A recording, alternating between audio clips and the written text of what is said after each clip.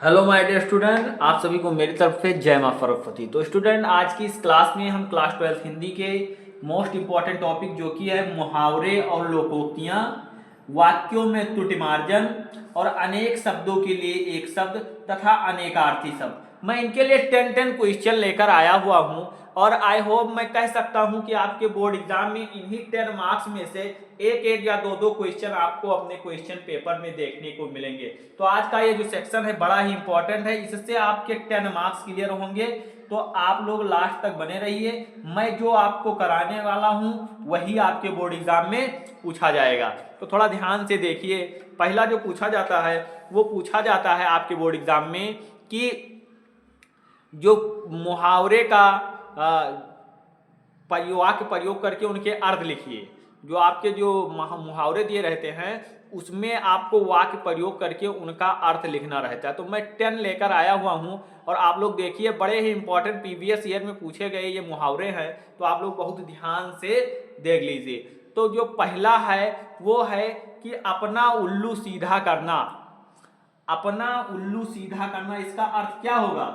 अपना काम निकालना। अपना उल्लू सीधा करना, अपना काम निकालना। आप इसका वाक्य प्रयोग क्या करेंगे? वाक्य प्रयोग जो भी हो आप बना कर सकते हैं।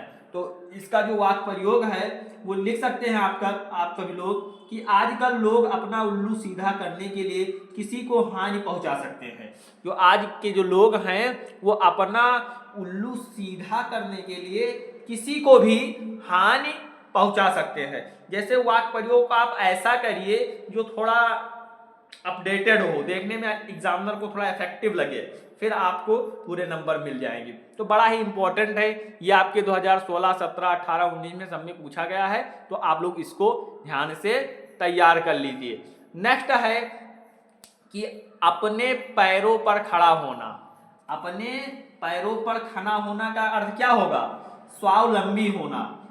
अपने पैरों पर खड़ा होना, स्वावलंबी होना। वाक्य प्रयोग कर सकते हैं कि मैं अपने पैरों पर खड़ा होना चाहता हूं। बहुत सिंपल सा वाक्य प्रयोग मैं यहाँ पर लाया हुआ हूं। तो आप लोग इसको स्क्रीनशॉट, मैं इसका पीडीएफ टेलीग्राम पे दे दूंगा या आप स्क्रीनशॉट करते चलिए। तो आप ऐसे लिखेंगे, पहले वो डालेंगे जो पूछा होगा। तो जैसे लिखा होगा अपने पैरों पर खड़ा होना, आप ये डालेंगे, फिर उसका अर्थ लिखेंगे, फिर नीचे लाइन में वाक्य प्रयोग करके इसको अंडरलाइन करके फिर लिखेंगे कि मैं अपने पैरों पर खड़ा होना चाहता हूं। अब थर्ड वाला देखिए कि आंखों का तारा होना। आंखों का तारा होना क्या अर्थ क्या होगा? अत्यधिक प्यारा, अत्यधिक प्यारी वस्तु या एकमात्र सहारा होना। तो इकलौता पुत्र जो होता है वो माता पिता की आंख का तारा है, या जो इकलौता पुत्र होता है वो अपनी माता पिता की आंखों का तारा होता है। तो ऐसा आप वाक्य प्रयोग कर सकते हैं। फिर नेक्स्ट देखिए, नेक्स्ट है कि आग में घी डालना। तो आग में घी डालने का अर्थ क्या होगा? क्रोध या झगड़े को अत्यधिक बढ़ाना।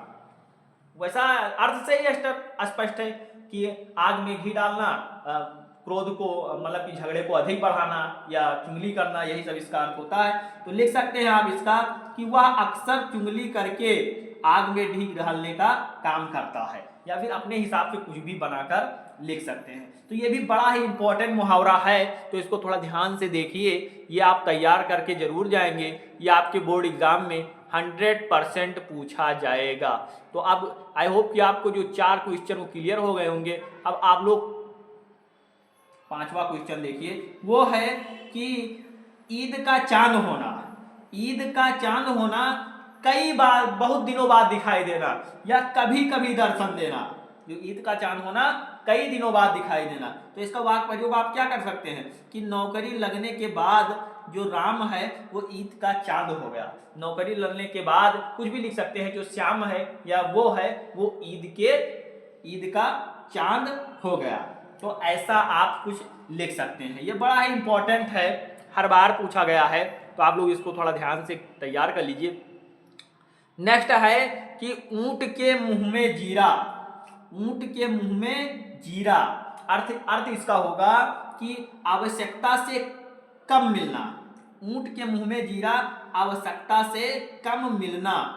वाक्य प्रयोग में क्या लिखेंगे कि राम ने 20,000 रुपए उधार मांगे तो केवल 2,000 रुपए मुंह में जीरा जैसे मिले, इसलिए दुखी हो गया। मतलब जो इतना वो मांगा उतना उसको नहीं मिला, तो जैसे कहने का अर्थ है कि आवश्यकता से कम मिलना, तो 2,000 रुपए मिला, तो जैसे वो लिख देंगे कि ईंट के मुंह में जीरे जैसा उसके साथ हुआ। तो एक और देखिए कि एक अनार 100 बीमार का अर्थ क्या होगा। एक अनार 100 बीमार मतलब एक वस्तु के अनेक दावेदार, एक वस्तु है चाहने वाले कई हैं, तो इसका क्या होगा कि एक पद के, इसका वाक्य प्रयोग आप लिख सकते हैं कि एक पद के लिए इतने आवेदन देखकर प्रबंधक बोले एक अनार 100 बीमार। प्रबंधक बोले या कोई बोले, मुखिया बोले एक अनार 100 बीमार, मतलब एक वस्तु है और उसके चाहने वाले बहुत ज्यादा हैं। तो ये आप लिख सकते हैं। फिर नेक्स्ट आप लोग देखिए, नेक्स्ट ही बड़ा ही इंपॉर्टेंट मुहावरा मैं आपके लिए लेकर आया हुआ हूं, थोड़ा ध्यान से देखिए। तो जो नेक्स्ट है वो है कि कान पर जू ना रेंगना। कान पर जू ना रेंगना, इसका अर्थ क्या होगा, बार बार कहने पर भी कोई असर ना होना। कान पर जू ना रेंगना, बार बार कहने पर भी असर ना होना। वाक्य प्रयोग क्या लिख सकते हैं कि हेलमेट पहनने के लिए ट्रैफिक पुलिस कितना जागृत करती है पर किसी के कान पर जू तक ना रेंगती है। मतलब जो पुलिस प्रशासन है वो इतना टाइट करती है कि भाई हेलमेट पहनो, वो तुम्हारे ही सुरक्षा के लिए है, लेकिन तो लोगों के कान पर जू ना रेंगते जैसा ये होता है। तो आप ये इसका वाक्य प्रयोग कर सकते हैं। और फिर नेक्स्ट देखिए, नेक्स्ट है कि कलेजे छाती पर सांप ले, कलेजे पर या छाती पर सांप लौटना क्या होगा इसका अर्थ, ईर्षा से जल उठना, ईर्षा से जल उठना। तो इसका जो अर्थ आप लिख सकते हैं कि किसान की लहराती हुई खेती को देखकर जमींदार के कलेजे छाती पर सांप लौट गया। मतलब कि जो किसान की लहराती हुई फसल को जब देखा जमींदार ने तो उसके छाती पर सांप लौट गए। तो ऐसा आप वाक्य प्रयोग कर सकते हैं। नेक्स्ट है कि गागर में सागर भरना। गागर में सागर भरना, तो थोड़े शब्दों में बड़ी बड़ी बात करना। गागर मतलब शब्द थोड़ा है उसको बढ़ा चढ़ाकर खूब बता दिए, तो वही के गागर में सागर भरना। तो इसका वाक्य प्रयोग आप क्या कर सकते हैं कि कवि बिहारी जो हैं ने अपने दोहों के में गागर में सागर भर दिया।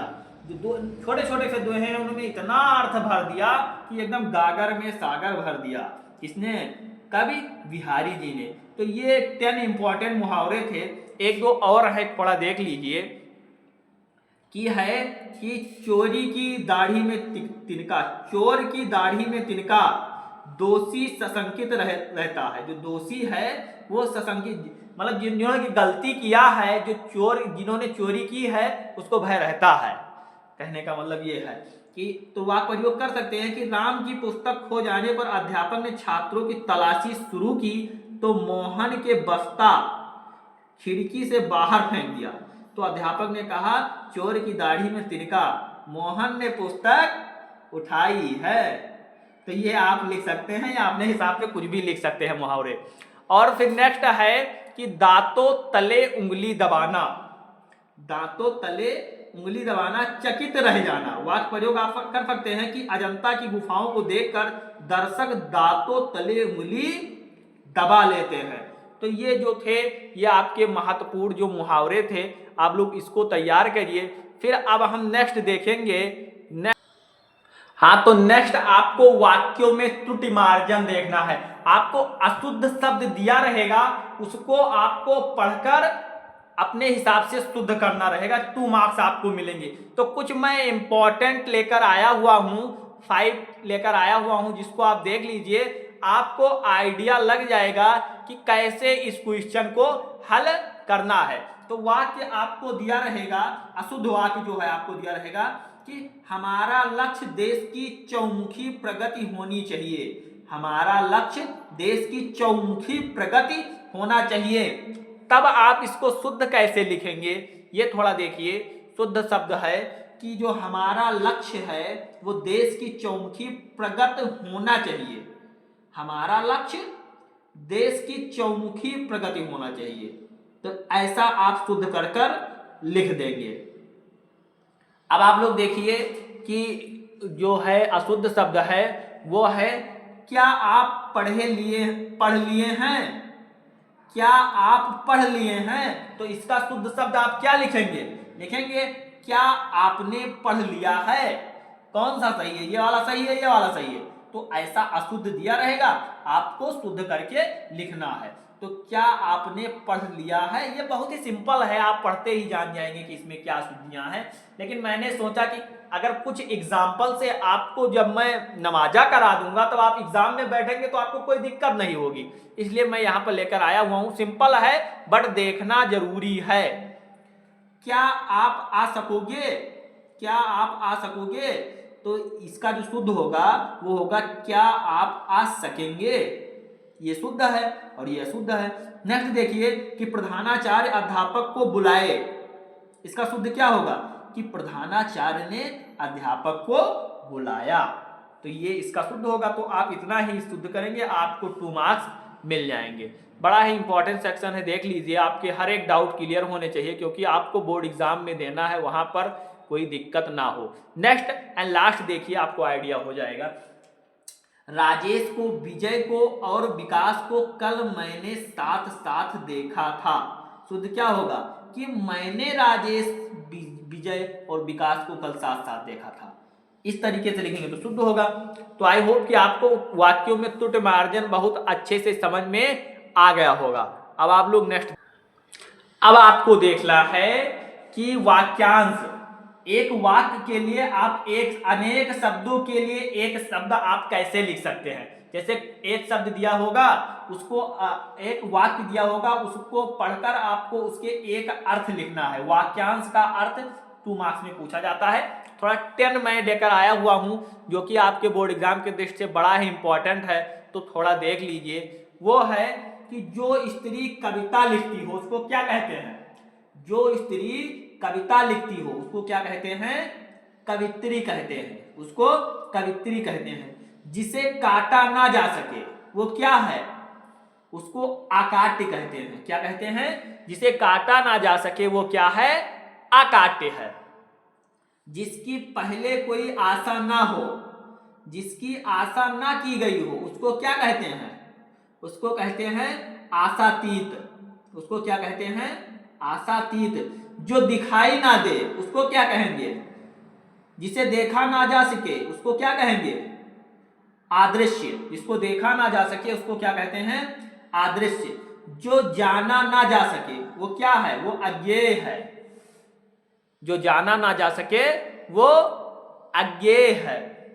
पृथ्वी और आकाश के बीच का स्थान क्या है? पृथ्वी और आकाश के बीच का स्थान है, उसको क्या कहते हैं? तो उसको कहते हैं अंतरिक्ष कहते हैं। पृथ्वी और आकाश के बीच के स्थान को अंतरिक्ष कहते हैं। नेक्स्ट है कि जिसे कोई जीत ना सके। जिसे कोई जीत ना सके उसको क्या कहेंगे? तो जिसे कोई जीत ना सके उसे कहेंगे अजय। वो अजय है। जिसकी कोई उपमा ना हो उसको क्या कहेंगे? जिसकी कोई उपमा ही ना हो उसको क्या कहेंगे? अनुपम। उसको कहेंगे अनुपम। जिसका कोई शत्रु पैदा ना हो, जिसका कोई शत्रु पैदा ना हो उसको क्या कहेंगे? उसको कहेंगे अजात शत्रु। क्या कहेंगे? अजात शत्रु। नेक्स्ट देखिए, नेक्स्ट है जिसका अनुभव किया गया हो। जिसका अनुभव किया गया हो उसको क्या कहेंगे? अनुभूत कहेंगे। तो ये जो 10th है, थोड़ा आइडिया आपको, आई होप कि आपको आइडिया लगा होगा कि जो वाक्य के लिए एक शब्द कैसे लिखते हैं, बोर्ड एग्जाम में पूछा जाता है। मैंने सबकी तैयारी कराई हुई है, तो मैं इन छोटे छोटे क्वेश्चनों पर भी डिस्कस कर रहा हूं कि एग्जाम जो आप जब पेपर देने बैठे 24 फरवरी को, तब आपको पेपर में कोई भी दिक्कत ना हो। तो इन छोटे छोटे जो मार्क्स हैं इनको भी आप लोग क्लियर करिए। वीडियो में एंड तक बनी रहिए, आपको बहुत ही हेल्प मिलने वाली है इस क्लास से। तो आई होप कि आपको ये क्लियर हो गया होगा। हाँ, तो नेक्स्ट आपका टॉपिक है वो है अनेकार्थी शब्द। एक शब्द दिया रहेगा जिसको आपको दो अर्थ लिखना रहेगा। तो कुछ मैंने इंपॉर्टेंट आपके लिए लाए हैं, जो देख लीजिए, जो एक शब्द के कई अर्थ यहां पर मैंने मेंशन किया हुआ है। जैसे कनक को क्या कहते हैं? कनक का जो अर्थ होता है वो धतूरा भी कहते हैं, इसको सोना भी कहते हैं, अनाज प्लास। इसको कनक के, आप अगर पूछेगा कनक शब्द के दो अर्थ लिखिए तो आप लिखेंगे सोना और धतूरा। और कर का अर्थ क्या होता है? कर, कर का जो अर्थ होता है वो टैक्स होता है। कर का अर्थ जो होता है वो टैक्स होता है। या फिर एक और, हाथी की सूंड, हाथी की जो सूंड होती है उसको भी कर कहते हैं। या फिर कर मतलब होता है किरण, या हाथ को भी कर कहते हैं। तो इसके जो चार अर्थ मैंने आपको बताया, तो ये आप लोग नोट कर लीजिए कहीं। यही मैं कह रहा हूं कि जो मैं आपको बताऊंगा 10, इसी में से एक दो क्वेश्चन आपको अपने बोर्ड एग्जाम में देखने को मिल जाएगा। तो कर्ण, कर्ण का अर्थ क्या होता है? कर्ण को कान कहते हैं। त्रिभुज की जो सबसे बड़ी भुजा होती है, मैथमेटिक्स आपने पढ़ा ही होगा, ट्रिग्नोमेट्री। तो जो त्रिभुज की जो सबसे बड़ी भुजा होती है उसको क्या कहते हैं? कर्ण कहते हैं। या फिर महाभारत आपने देखा होगा, तो उसमें जो कुंती का सबसे बड़ा पुत्र है उसका क्या नाम है? उसका नाम कर्ण है। जो कि जैसे पांच पांडव थे, आपने सुना ही होगा, उसमें जो पांच भाई थे उनसे भी बड़े भाई थे जो कर्ण थे, जो दुर्योधन के मित्र थे, वो युधिष्ठिर से भी बड़े थे, लेकिन उनका त्याग कर दिया गया था। तो कर्ण जो है वो कुंती के सबसे बड़ा पुत्र है, या सूर्यपुत्र कर्ण, सूर्यपुत्र कर्ण। तो इसका ये अर्थ है, आप लिख सकते हैं। अंबर को क्या कहते हैं? अंबर का अर्थ होता है आकाश, एक इत्र या वस्त्र, तो आप ये भी लिख सकते हैं। अर्क का क्या अर्थ होता है? अर्क मतलब होता है अग्नि, सूर्य एक पोथा या एक क्वाथ, एक क्वाथ होता है। अर्थ का अर्थ क्या होता है? अर्थ का अर्थ क्या आप लिखेंगे अगर पूछ ले आपके बोर्ड एग्जाम में? तो जो अर्थ का अर्थ होता है वो होता है कारण या प्रयोजन, धन, सोना। अर्थ का मतलब ये भी होता है कि प्रयोजन, कारण। अली का अर्थ क्या होगा? जो अली का अर्थ होता है वो होता है बिच्छू, भौरा, सखी। सखी को भी अली कहते हैं। तो ये 7 थे। थोड़ा और एक दो आप लोग और देख लीजिए, फिर आप नेक्स्ट पर जाएंगे। तो आप लोग देखिए, जो मित्र होता, मित्र का अर्थ क्या होता है? पूछ ले बोर्ड एग्जाम में कि मित्र का अर्थ लिख दो, दो अर्थ लिखना रहे आपको, क्या लिखेंगे? तो मित्र का जो अर्थ होता है वो होता है दोस्त, सूर्य, 12, और ये होता है। विधि का अर्थ होता है भाग्य, तरीका, ब्रह्मा, कानून। श्रुति का अर्थ होता है चारों वेद या शब्द, ज्ञान, कान, संज्ञा। सारंग को क्या कहते हैं? बादल, कमल, तालाब, मोर। तो बस हरि, हरि का अर्थ क्या होगा? हरि का अर्थ होता है विष्णु, इंद्र, घोड़ा, सूर्य, तोता। हार का मतलब क्या हार का अर्थ क्या होगा? हार का अर्थ होता है एक पराजय, और एक होता है पुष्पमाला या गले का आभूषण को भी जो कहते हैं वो हार कहते हैं। वर, वर का अर्थ क्या होगा? श्रेष्ठ, उत्तम, सर्वोपरि, उत्कृष्ट। ये सब जो है वर के अर्थ है। युक्त का अर्थ क्या होगा? युक्त का अर्थ होता है उपाय, तरीका, जुगत, तरकीब। ये सब इसके। कल का अर्थ क्या होगा? ध्वनि, आज से अगला दिन को क्या कहते हैं? कल। मशीन, मधुर। ये सब जो हैं तो इनके कई अर्थ हैं। बड़ा ही सिंपल होता है आपके बोर्ड एग्जाम में इन मार्क्स को अचीव करना। तो मैंने कहा कि आपको छोटे छोटे मार्क्स को भी बता दिया जाए। तो आपके जो इस क्लास में आज का जो ये सेक्शन था, इस सेक्शन में आपने सीखा, क्या सीखा? कि मुहावरे और लोकोक्तियां मैंने आपको बताया, वाक्यों में त्रुटिमार्जन बताया, अनेक शब्दों के लिए एक शब्द बताया, अनेकार्थी शब्द बताया। अब ये आप लोग लास्ट तक देखेंगे, मैं ये कह रहा हूं फंस जाएगा। रस, छंद, अलंकार की ऑलरेडी वीडियोस पड़ी हुई है। इंपॉर्टेंट पत्र मैंने बता दिया, इंपॉर्टेंट यस्से बता दिया। आप लोग जाइए, जो ब्रह्मास्त्र क्लास है उसको देखिए, उसमें हर एक पेपर को कैसे सॉल्व करना है, कैसे क्या करना है, सब मैं आपको बता रहा हूं। आपके बोर्ड एग्जाम पर जो भी आपके लिए इंपॉर्टेंट है मैं आपके लिए लेकर आता रहूँगा। तो इसी तरीके से अगर वीडियो पसंद आई हो तो वीडियो को प्यारा सा लाइक करिए, चैनल पर पहली बार विजिट किया है तो चैनल को सब्सक्राइब करिए, बेल आइकन को प्रेस करिए ताकि रोज आने वाली वीडियो के नोटिफिकेशन सबसे पहले आपके पास पहुंचे। तो मिलते हैं नेक्स्ट क्लास में एक और मजेदार टॉपिक के साथ, तब तक के लिए बाय बाय, जय हिंद।